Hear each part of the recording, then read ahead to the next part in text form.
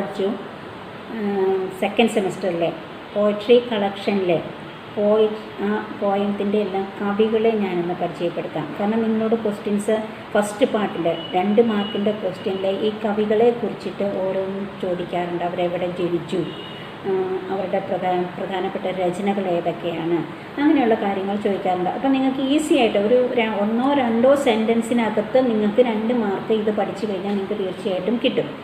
അതുകൊണ്ട് തന്നെ അതൊന്ന് നിങ്ങളും ഇതൊന്ന് എഴുതിയെടുത്ത് വെച്ചോ, അല്ലെങ്കിൽ ഒരു ടേബിൾ പോലെ ഉണ്ടാക്കിയിട്ടോ അതൊന്ന് പഠിച്ചിരിക്കുകയാണെങ്കിൽ നിങ്ങൾക്കൊരു 12 മാർക്ക്, 20 മാർക്കിൽ 12 മാർക്ക് തീർച്ചയായിട്ടും നിങ്ങൾക്ക് നേടിയെടുക്കാൻ സാധിക്കും എന്നാണ് എൻ്റെ വിശ്വാസം. അപ്പോൾ നിങ്ങൾ പ്രീവിയസ് ക്വസ്റ്റ്യൻ പേപ്പർ നോക്കിക്കഴിഞ്ഞാൽ അത് മനസ്സിലാക്കും. ആദ്യം പോയട്രി കളക്ഷനിലെ ആദ്യത്തെ എന്ന് പറയുന്നത് കബീർ ദാസ് കെ പദ് ഹെ. कबीर दास के जन्म या मृत्यु के बारे में अनेक मतभेद हैं और वे एक निर्गुण भक्ति शाखा के कवि थे. उन्हें वे पढ़े लिखे आदमी नहीं थे, इसलिए उन्होंने जो लोग अर्जित सत्य को वाणी दी और उनकी मृत्यु के बाद उनके शिष्यों ने उसका संकलन किया. उस संकलन का नाम है बीजक. बीजक के 3 भाग है, साखी, सबद, रामायणी. उनकी भाषा सदकड़ी है. കബീർദാസിനെ കുറിച്ചിട്ട് ഓരോ സെൻറ്റൻസും ക്വസ്റ്റ്യനായിട്ട് ആൻസറായിട്ട് ഉണ്ടാക്കാം, നമുക്ക് പ്രശ്നം ഉണ്ടാക്കാൻ പറ്റും. ഓരോ സെൻറ്റൻസിൽ നിന്നും അദ്ദേഹം എവിടെയാണ് ജനിച്ചത്, എവിടെയാണ് മരിച്ചതെന്നുള്ളതിനെക്കുറിച്ച് വിവിധ അഭിപ്രായങ്ങളാണുള്ളത്. അതുകൊണ്ട് അത് പറയാൻ സാധിക്കില്ല നമുക്ക്. അദ്ദേഹം അത് പഠിച്ച ഒരു എഴുത്തും വായന അറിയാവുന്ന ഒരാളൊന്നും ആയിരുന്നില്ല. അതുകൊണ്ട് തന്നെ അദ്ദേഹം വാക്കുകളിലൂടെയാണ് കാര്യങ്ങൾ പറഞ്ഞു പോയത്. അദ്ദേഹം ലോകസത്യങ്ങളെ എവിടെ നിന്നൊക്കെ അറിഞ്ഞിട്ടുണ്ടോ അതിനൊക്കെ വാക്കുകളാൽ അദ്ദേഹം രൂപം കൊടുത്തു, ഒരു കവിതയായിട്ടൊക്കെ പറഞ്ഞു. അത് അദ്ദേഹത്തിൻ്റെ മരണശേഷം അദ്ദേഹത്തിൻ്റെ ശിഷ്യന്മാരെ കളക്ട് ചെയ്തു, കളക്ട് ചെയ്തു. ആ കളക്ഷൻ്റെ പേരാണ് ബീജക്. അപ്പോൾ संकलन का नाम क्या है എന്ന് വേണമെങ്കിൽ ചോദിക്കാം അവിടെ. അപ്പോൾ संकलन का नाम है बीजक. बीजक के कितने भाग है എന്ന് ചോദിക്കാം. ബീജകിന് 3 ഭാഗങ്ങളാണുള്ളത്, സാഖി, സബദ്, രാമായണി. ഇനി ഉनकी ഭാഷ क्या थी എന്നുള്ള ക്വസ്റ്റ്യൻ ചോദിക്കാം. उनकी ഭാഷ സദുക്കടി है. അടുത്തത് अगला है तुलसीदास के दोहे. तुलसीदास सगुण भक्ति शाखा के कवि थे. वे राम भक्त कवि थे और उनके जन्म या मृत्यु के बारे में भी मतभेद है. और वे अवधी और ब्रज दोनों भाषाओं में उन्होंने रचनाएं की है. उनका प्रसिद्ध महाकाव्य है रामचरितमानस. राम को मर्यादा पुरुषोत्तम के रूप में इसमें चित्रण किया है. इसलिए नाभादास ने उन्हें कलिकाल की वाल्मीकि कहा गया है. उनके अन्य रचनाएं हैं कवितावली, गीतावली, विनय पत्रिका आदि. തുളസീദാസും കബീർദാസിനെ പോലെ ജനനത്തിനെ കുറിച്ചിട്ടോ മരണത്തിനെ കുറിച്ചിട്ടോ പല അഭിപ്രായങ്ങളാണ് ഉള്ളത്. അദ്ദേഹം സഗുണ ഭക്തിശാഖയിലെ കവിയായിരുന്നു. നിർഗുണ ഭക്തിശാഖയും സഗുണ ഭക്തിശാഖയും ഭക്തി കാലത്തിലുണ്ടായിരുന്ന 2 വിഭാഗങ്ങളാണ്. നിർഗുണ എന്ന് പറയുമ്പോൾ ഈശ്വരന് പ്രത്യേകിച്ച് രൂപമോ ഭാവമോ കൊടുക്കാതെ ആരാധിച്ചിരുന്നവർ. സഗുണ എന്ന് പറയുന്നത് ഈശ്വരന് കൃത്യമായ രൂപം ഭാവം ഒക്കെ കൊടുത്ത് ആരാധിക്കുന്നത്. അപ്പോൾ സഗുണ ഭക്തിശാഖയിലെ കവിയായിരുന്നു തുളസീദാസ്. അദ്ദേഹം രാമഭക്ത്, അദ്ദേഹത്തിൻ്റെ ഈശ്വരൻ എന്ന് പറയുന്ന രാമനായിരുന്നു. അതുകൊണ്ട് രാമഭക്ത് കവി. പിന്നെ അദ്ദേഹം ഉनकी ഭാഷ क्या थी എന്നുള്ള ക്വസ്റ്റ്യന് അദ്ദേഹം അവധി, ബ്രജ് 2 ഭാഷകളിലും, അവധി, ബ്രജ് ഈ 2 ഭാഷകളിലും അദ്ദേഹം രചനകൾ ചെയ്തിട്ടുണ്ട്. പിന്നെ അദ്ദേഹത്തിൻ്റെ പ്രസിദ്ധമായൊരു മഹാകാവ്യം ഏതായിരുന്നു എന്ന് ചോദിച്ചു കഴിഞ്ഞാൽ രാമചരിതമാനസ്. രാമനെ അതിനകത്ത് മര്യാദാ പുരുഷോത്തമായി ചിത്രീകരിച്ചത്, അതായത് രാമായണത്തിൻ്റെ വേറൊരു വേർഷൻ. അതുകൊണ്ട് തന്നെ അദ്ദേഹത്തെ കലികാലത്തിലെ വാൽമീകി എന്ന് നാഭാദാസ് വിളിച്ചു. ഇനി അദ്ദേഹത്തിൻ്റെ ബാക്കിയുള്ള രചനകളാണ് വിനയപത്രിക, കവിതാവലി, ഗീതാവലി ആദി. അടുത്തത് അഗലി കവിത ഹെ प्रिया के प्रति. सूर्यकांत त्रिपाठी निराला की कविता है यह.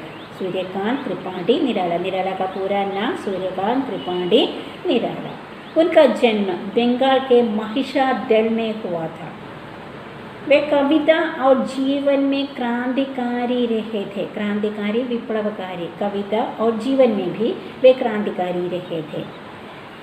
उन्होंने अपने जीवन में अनेक मुसीबतों को उनको झेलना पड़ा, उनको अनेक मुसीबतों को अपने जीवन में झेलना पड़ा। उनकी मुक्तछंद में सबसे पहले मुक्तछंद में कविताएं लिखना शुरू की उन्होंने। मुक्तछंद में लिखी गई पहली कविता है जूही की कली। उसी प्रकार उनकी बेटी सरोज की याद दिलाने वाली कविता है सरोज स्मृति। और राम को मनुष्य के रूप में, मानव के रूप में चित्रण करने वाली कविता है राम की शक्ति पूजा। और अगली कविता है अन्य रचनाएं है अनामिका, परिमल, गीतिका। सच्चिदानंद हीरानंद वात्स्यायन अज्ञे की कविता है। सच्चिदानंद हीरानंद वात्स्यायन अज्ञे, अज्ञे का पूरा नाम सच्चिदानंद हीरानंद वात्स्यायन अज्ञे। अज्ञे का जन्म उत्तर प्रदेश के देवरिया जिले के कसिया नामक गांव में हुआ था। प्रथम तार सप्तक के कवि थे। उनकी प्रमुख रचनाएं हैं आंगन के पार द्वार, हरी घास पर क्षण भर, कितनी नावों में कितनी बार। कितनी नावों में कितनी बार उनकी अंतिम रचना है। इसके लिए उन्हें ज्ञानपीठ पुरस्कार मिला था। कितनी नावों में कितनी बार की पहली कविता है उधार। സച്ചിദാനന്ദ ഹിരാനന്ദ് വാത്സ്യായൻ അജ്ഞെ, അത് നിങ്ങൾ അങ്ങനെ തന്നെ പറഞ്ഞ് പഠിക്കണം, അല്ലെങ്കിൽ അജ്ഞയുടെ പൂർണ്ണമായ പേരെന്താണെന്ന് 2 മാർക്കിൻ്റെ ക്വസ്റ്റ്യൻ ചോദിച്ചിട്ടുണ്ട്. ഇനി അദ്ദേഹം ജനിച്ചത് എവിടെയാണെന്ന് പറയുന്നുണ്ട്. ഉത്തർപ്രദേശിലെ ദേവരിയ ജില്ലയിലെ കസിയ എന്ന് പറയുന്ന ഗ്രാമത്തിലാണ് ജനിച്ചത്. കിസ് താരസപ്തകെ കവി थे, പ്രഥമ താരസപ്തകെ കവി थे. പിന്നെ അദ്ദേഹത്തിൻ്റെ രചനകൾ ഹരി ഖാസ് पर क्षण भर, कितनी नावों में कितनी बार, आंगन के पार द्वार ആദി. അതിൽ കിतनी नावों में कितनी बार എന്ന് പറയുന്ന അവസാനത്തെ രചനയാണ്. അതിനാണ് അദ്ദേഹത്തിന് കഴിഞ്ഞ പ്രാവശ്യത്തെ ക്വസ്റ്റ്യൻ പേപ്പറിൽ ഉണ്ടായിരുന്നതാണ്. അദ്ദേഹത്തിന് ജ്ഞാനപീഠ പുരസ്കാർ കിട്ടിയ പോയട്രി കളക്ഷൻ ഏതാണ്, കാവ്യസങ്കലം ഏതാണെന്ന് ചോദിച്ചിട്ടുണ്ടായിരുന്നു. कितनी नावों में कितनी बार. ഈ कितनी नावों में कितनी बारലെ ആദ്യത്തെ കവിതയാണ് ഉധാർ. अगली कविता है राजा ने आदेश दिया। देवी प्रसाद मिश्र की कविता है राजा ने आदेश दिया। उनका जन्म उत्तर प्रदेश के प्रतापगढ़ जिले के कसिहा रामपुर में हुआ था। 1987 में उन्हें भरत भूषण अग्रवाल पुरस्कार मिला था. भरत भूषण अग्रवाल पुरस्कार അതും കഴിഞ്ഞ പ്രാവശ്യം ക്വസ്റ്റ്യൻ പേപ്പറിൽ ഉണ്ടായിരുന്നതാണ്. ഏത് അവാർഡാണ് കിട്ടിയതെന്നുള്ളത്. उनकी बहुचर्चित कविता है प्रार्थना के शिल्प में नहीं. प्रार्थना के शिल्प में नहीं काव्य संकलन की एक कविता है राजा ने आदेश दिया. ദേവി പ്രസാദ് മിശ്രൻ്റെ ജനിച്ചത് എവിടെയാണ് എന്ന് ചോദിക്കാം. പ്രതാപഗഡ് ജില്ലയ്ക്ക് കസിഹ രാമപുർ എന്ന് പറയുന്ന സ്ഥലത്താണ് ജനിച്ചത്. അദ്ദേഹത്തിന് ഒരു അവാർഡ് കിട്ടിയിട്ടുണ്ട്, അത് ഇമ്പോർട്ടൻ്റ് ആണ്. ഭരത് ഭൂഷൺ അഗ്രവാൾ പുരസ്കാർ ആണ്. പിന്നെ അദ്ദേഹത്തിൻ്റെ ഒരുപാട് ചർച്ച ചെയ്യപ്പെട്ട കാവ്യസങ്കലനാണ് പ്രാർത്ഥന കെ ശില്പ മേ നഹി. പ്രാർത്ഥന കെ ശില്പ മേ നഹിയിലെ ഒരു കവിതയാണ് രാജാനെ ആദേശ് ദിയ. अगली कविता है माँ बाजार में. डॉक्टर रामदरस मिश्र की कविता है. डॉक्टर रामदरस मिश्र का जन्म गोरखपुर जिले के डुमरी नामक गांव में हुआ था. उन्होंने गद्य और पद्य दोनों में रचनाएं की हैं. उनके प्रथम काव्य संकलन है पथ के गीत. उनके अन्य रचनाएं हैं पक गई है धूप, खंडे पर सूरज, ऐसे में जब कभी. माँ बाजार में ऐसे में जब कभी की एक कविता है. माँ बाजार में डॉक्टर रामदरस मिश्र की കവിതയാണ്. ആരുടെ കവിതയാണ് എന്ന് ചോദിച്ചാൽ രാംദരസ് മിശ്ര. അദ്ദേഹം ജനിച്ചത് ഗോരഖ്പൂർ ജില്ലയിലെ ഡുമരി എന്ന് പറയുന്ന സ്ഥലത്താണ്. അദ്ദേഹത്തിൻ്റെ ആദ്യത്തെ കാവ്യസങ്കലൻ എന്ന് പറയുന്നത് പഥ് കെ ഗീത് ആണ്. പിന്നെ അദ്ദേഹത്തിൻ്റെ ബാക്കിയുള്ള രചനകൾ. അതുപോലെ തന്നെ മാം ബാസാർമേൻ എന്ന് പറയുന്നത് ഐസേമി ജബ് കഭിയിലെ ഒരു കവിതയാണ്. अगली कविता है शहर का व्याकरण. धूमिल की कविता है. धूमिल का असली नाम सुदामा पांडे है. उनका जन्म उत्तर प्रदेश के घेवली नामक गांव में हुआ था. 1975 में उनकी मृत्यु हुई. उनके 3 काव्य संग्रह प्रकाशित हैं. संसद से सड़क तक, कल सुनना मुझे, सुदामा पांडे का प्रजातंत्र. संसद से सड़क तक की एक कविता है शहर का व्याकरण. ധൂമിലിൻ്റെ കവിതയാണ് ഷഹർ കാ വ്യാകരൺ. ധൂമിൽ തൂലിക നാമമാണ്. അദ്ദേഹത്തിൻ്റെ ശരിക്കുള്ള പേര് സുദാമ പാണ്ഡെ ആണ്. അദ്ദേഹം ജനിച്ചത് ഉത്തർപ്രദേശിലെ ഖേവലി എന്ന് പറയുന്ന സ്ഥലത്താണ്. പിന്നെ അദ്ദേഹത്തിൻ്റെ രചനകൾ ഏതൊക്കെയാണെന്ന് ചോദിക്കാം. സൻസദ് സേ സഡക് തക്, കൽ സുന്ന മുझे और സുദാമ പാണ്ഡെ കാ പ്രജാതന്ത്ര. ഈ കവിത ഷഹർ കാ വ്യാകരൺ സൻസദ് സേ സഡക് തക്കിലെ ഒരു കവിതയാണ്. अगली कविता है उसी बोरे में. अष्टभुजा शुक्ल की एक कविता है उसी बोरे में. उनका जन्म उत्तर प्रदेश के जनपद बस्ती के दीक्षापार गांव में हुआ था. अब तक उनके 3 काव्य संग्रह प्रकाशित थे. पदकुपथ, चैत्र के बादल, दुस्वप्न भी आते हैं. दुस्वप्न भी आते हैं नामक काव्य संकलन की एक कविता है उसी बोरे में. उसी बोरे में അഷ്ടഭുജ ശുക്ലിൻ്റെ കവിതയാണ്. അദ്ദേഹം ഇതുവരെ അദ്ദേഹത്തിൻ്റെ 3 പോയട്രി കളക്ഷനിൽ വന്നിട്ടുള്ളൂ. പദകുപത്ത്, ചൈത്ര കെ ബാദൽ, അതുപോലെ തന്നെ ദുസ്വപ്ന ഭി ആത്തെ ഹെ. ദുസ്വപ്ന ഭി ആത്തെ ഹേയിൽ ഒരു കവിതയാണ് ഉസി ബോരെ में.